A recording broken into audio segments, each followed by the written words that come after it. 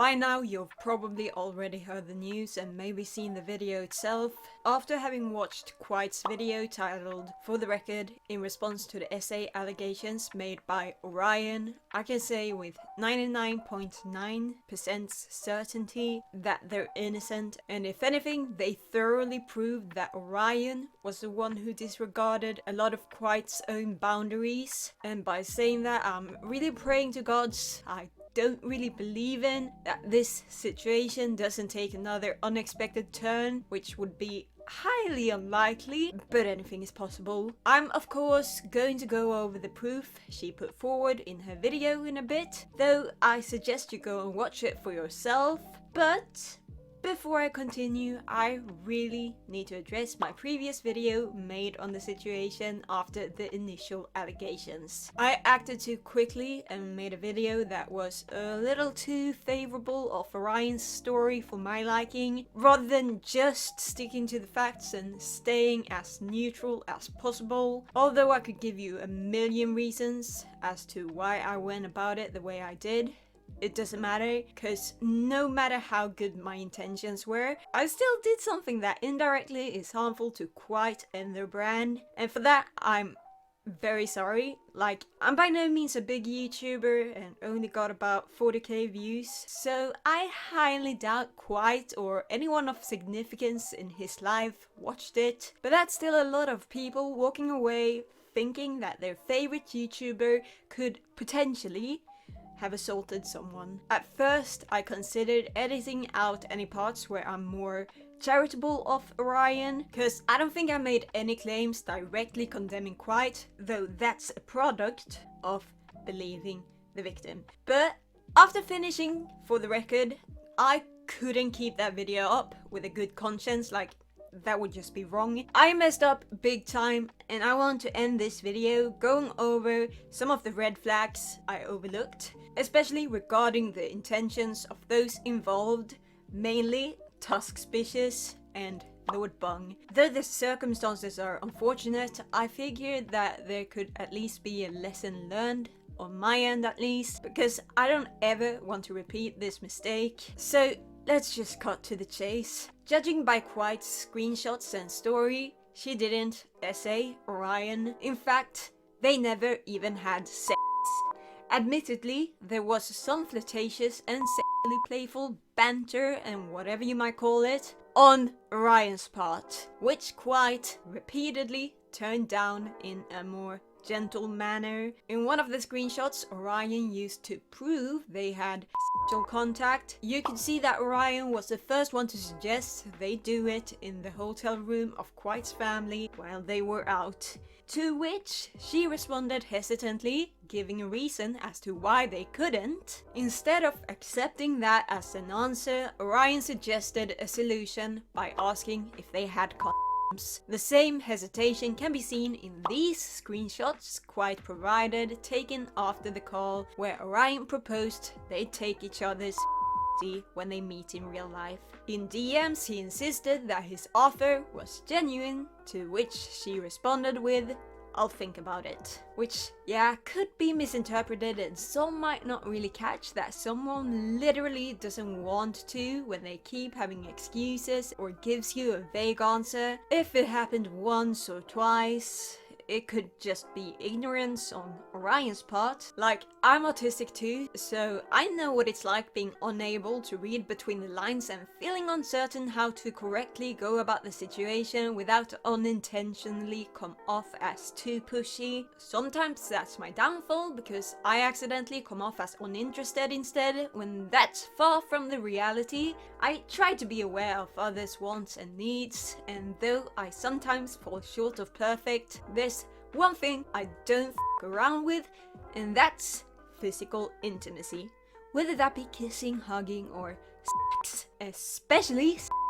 My rule of thumb is that if someone isn't enthusiastic about having sex with me, then that's a no by default. You could argue that there might be context we're missing out on from their calls or even in real life interactions where Kwite is actively encouraging this and even reciprocating, but it seems highly unlikely, especially after seeing that they literally were turning down fairly innocent authors say kissing. In Kwite's recount, February 18th of 2018, the day that Orion claimed the alleged essay happened, she describes how Orion wouldn't let them pay for their own stuff, despite him really wanting to cover their own expenses, since they were finally making more money on YouTube and took pride in being able to pay for himself.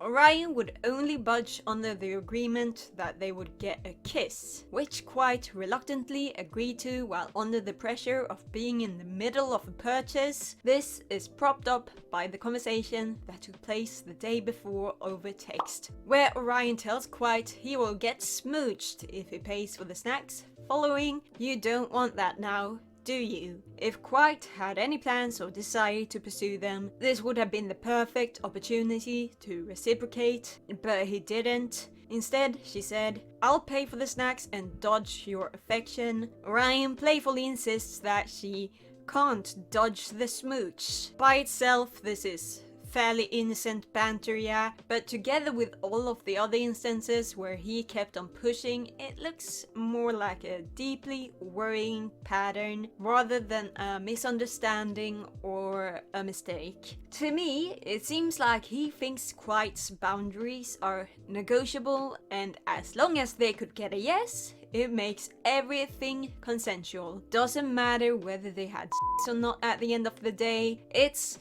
extremely predatory to try to nag someone into being intimate with you. When Orion first came out with the allegations, he established a romantic connection to Kwite, which would make his claims all the more believable because, as it turns out, we're more likely to be essayed by someone we know and care for, most often by your own partner. Kwite confirms that they did date, but it wasn't on and off like Orion wanted us to believe. Instead, it was a short-lived relationship, no longer than 2 days, which Kwite cut off after realizing they made a mistake and only used Orion as a rebound.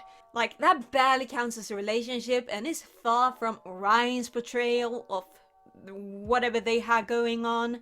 But the most compelling evidence that the essay didn't happen was Kwite coming out as a virgin. And I must say that it absolutely infuriated me that he had no choice but to tell everyone about something so personal to save his reputation. She backed this up with a screenshot of an unedited conversation with a friend back in 2019. Did I mention that it was unedited? About 1 year and 3 months after the alleged rape, where they admit to never having had sex, which I don't think anyone would lie about for absolutely no reason, and it's very unlikely that she foresaw this controversy 4 years into the future and decided to play 5D chess by claiming to be a virgin to use as proof they couldn't have essayed someone. Ooh. Now, obviously, there's absolutely nothing to be embarrassed about, but that doesn't change the fact that society at large views sexual encounters as an accomplishment and a milestone you should reach by a certain age, rather than a fun little thing you can do with the people you want to. Consensually, of course. There's nothing wrong with being sexually active to a healthy extent, but that's not to say that not being sexually active is any worse. Like, they're both valid. I personally was a late bloomer because, as it turns out, being seen naked and touched in a way typically associated with girls when you're actually a trans man will make you want to die on the spot. There's absolutely no reason why anyone should ever have to explain themselves, but Kwite went into more detail about his issues with intimacy and anxiety, which stems from what I would only call sexual trauma, and you'd have to go watch Kwite's video for the details because I don't feel like it's my story to tell, especially not in a video like this. What I will say is that it makes Orion's pushiness to engage sexually with them all the more egregious, and to then go on and accuse them of essay.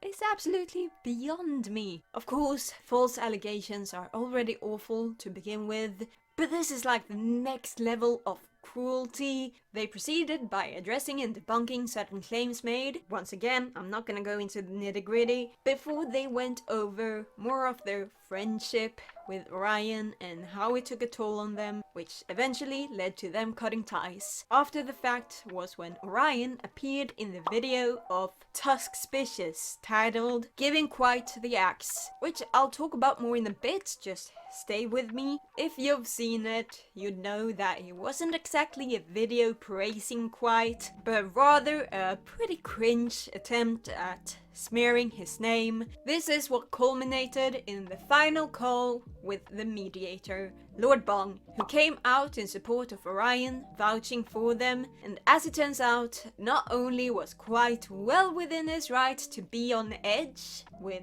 everything that Orion would have put her through, but at the time they had to worry about f***ing Hurricane Florence as she lived in the path of it, which they let the others know. And honestly, I wouldn't even care if Kwite was actually screaming during the call. I would too in that situation. I don't understand how anyone would think that conversation was important enough to do it while they were in an extremely vulnerable position, and to then go on and think that it would be representative of their character as a whole.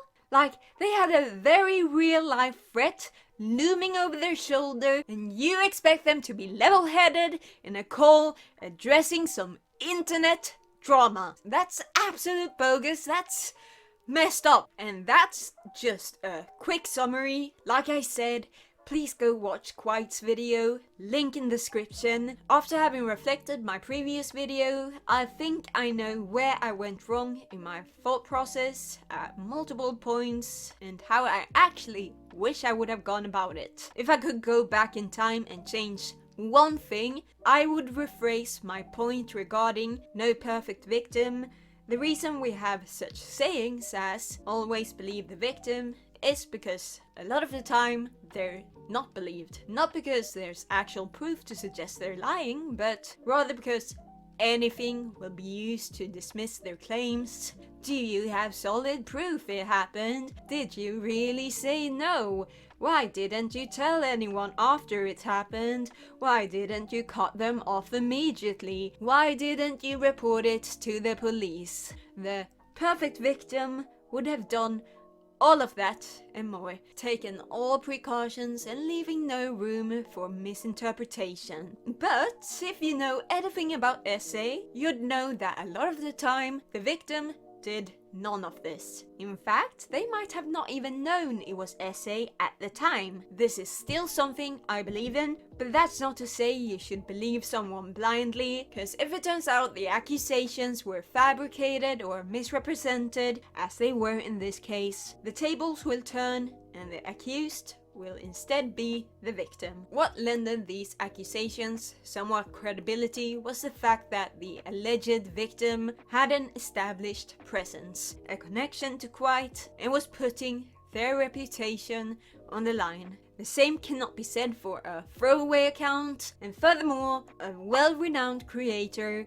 with over 1 million subscribers known as Lord Bong vouched for Orion, painting Kwite as the aggressor during the call, withholding the very important detail that Kwite was in the danger zone of a hurricane during the call and would most likely not be in the right headspace to talk in the first place. You could sit here in hindsight and say people lie, we've seen this happen before, and while that most certainly is the case, there's a reason why we take allegations more seriously when someone with a big platform supports it. It's because they've got a reputation to maintain, and they can't just play around with these accusations if they don't have a good reason to believe it's true. Because if it's proven false, then I don't know, good luck f***ing recovering from that. When I previously addressed 𝗃𝗶𝒁𝒃𝒆 video, giving Kwite the axe, and I only ever addressed Orion's part, I regrettably claim that the lack of 𝘂𝒂 allegations in this version of events doesn't necessarily mean they're lying. Like I've already stated, it can take years for people to process this kind of trauma, and now in hindsight, I was being way too charitable of Orion,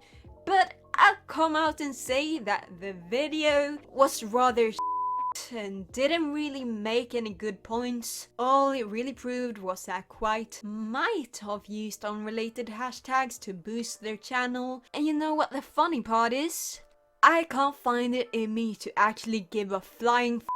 Lord Bung, 𝗃𝗶𝒁𝒗, and Orion made Kwite out to be clout hungry, which apparently is the 8th deadly sin. Thou shalt not network. Controversial opinion, I know, but I don't think there's anything wrong with clout chasing a bit, in and of itself at least. It only becomes a problem when it turns you into a complete dick.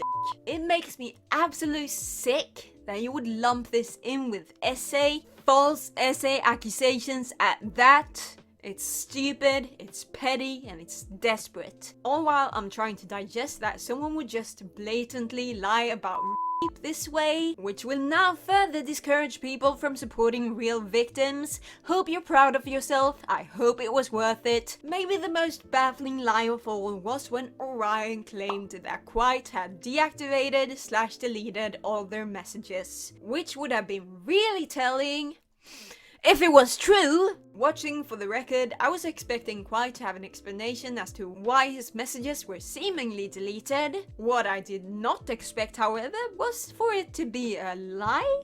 Call me stupid all you want, but I genuinely didn't think anyone would be brainless enough to lie about something that could be disproven in a matter of seconds. And that's just what you get for overestimating people's intelligence, I guess. Like, I'm still baffled. Did he think he could just get away with it? Like, that's insane! All that being said, I'm genuinely taking the time to reflect on how I address serious allegations in a way that doesn't potentially victimize the accused if proven false, all while staying true to my desire to support victims. I hope I did this topic somewhat justice, and to anyone that has ever made false essay accusations, I only have one thing to tell you, and I mean this from the bottom of my heart: go f*** yourself. Seriously, you suck. Eat a d***, you're the worst, f*** you. And I'll see you in the next video. Take care, and thank you for watching.